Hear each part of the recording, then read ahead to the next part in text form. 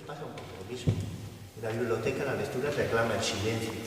Si no hay silencio, no hay lectura.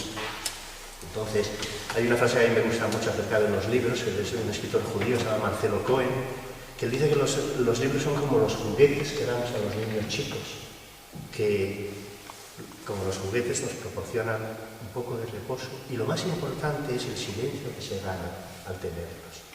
Si hay una imagen, yo creo que define al lector, es precisamente esa especie como de círculo encantado de silencio que hay en torno a él, ¿no?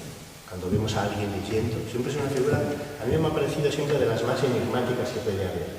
Es decir, alguien que de pronto está ensimismado en ese objeto misterioso que es un libro y no sabemos exactamente dónde está. A partir de, en este caso de Valle de las Gigantes, de todo lo que queráis, porque al fin y al cabo lo bueno que tiene la literatura es que a partir de los libros se puede hablar de todas las cosas más o menos esenciales de la vida, porque la literatura, la materia de los libros es la propia vida. Esto es así de claro y de sencillo, ¿no?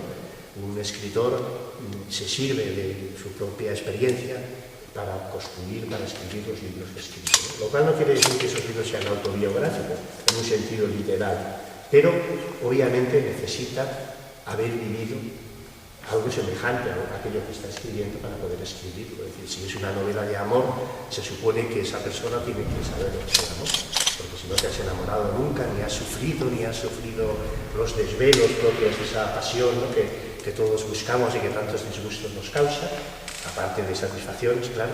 Pues entonces, si no supieras lo que es, difícilmente podrías escribir. No siempre lo consiguen, bueno, los grandes poetas a lo mejor consiguen, pues escriben 100 buenos poemas, 100 grandes poemas, ¿no? A lo largo de su vida, ya es suficiente, ¿no?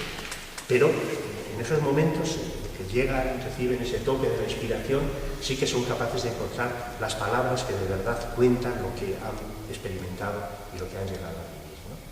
Y por eso esas palabras, curiosamente, nos sirven a todos los hombres, aunque hablan de él y de su experiencia particular, nos sirven a todos porque en el fondo la experiencia de un hombre es la de todos nosotros. Pero, entonces, claro, pero eso es lo que le transforma en un gran libro, que es complejo. Porque la vida es compleja. Y normalmente todos los grandes libros son complejos. Porque expresan todas las contradicciones de la vida. Entonces ese libro, la Biblia, pertenece a ese mundo de los relatos. De los antiguos relatos. Como la mitología griega, como los mitos hindú, como los cuentos orientales. Todo ese mundo del mito ha pervivido en el mundo de los cuentos. De alguna forma los cuentos maravillosos, los cuentos de hadas, las leyendas, es un poco los restos de ese mundo del mito, ¿no? Ese mundo antiquísimo del mito, han pervivido ahí, ¿no?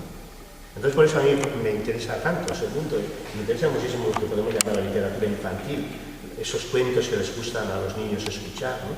Porque en esos cuentos están todavía los restos de ese mundo antiguo, de ese mundo perdido, que curiosamente han acompañado a los hombres desde el origen de los tiempos. O sea, los hombres siempre han necesitado vivir acompañados de historias que les ayudaran a entender el mundo y a entenderse a ellos mismos, ¿no? Y entonces, claro, si lo pensáis bien, en el fondo con la literatura pasa siempre eso, con los grandes libros. Más allá de la historia aparente que cuentan, es como si contaran una historia secreta que tenemos que descubrir. Los grandes libros nunca son lo que parecen que son. Siempre guardan algo que está escondido y que solamente a través de la lectura podemos descubrir. Ninguna vida cabe en una sola historia. Ni la vida de lo más insignificante de los hombres o de las mujeres se puede contar con una sola historia. Y desde luego la nuestra tampoco. Necesitamos muchas historias para contar, para hablar de todo lo que sentimos, para hablar de todos nuestros deseos, ¿no?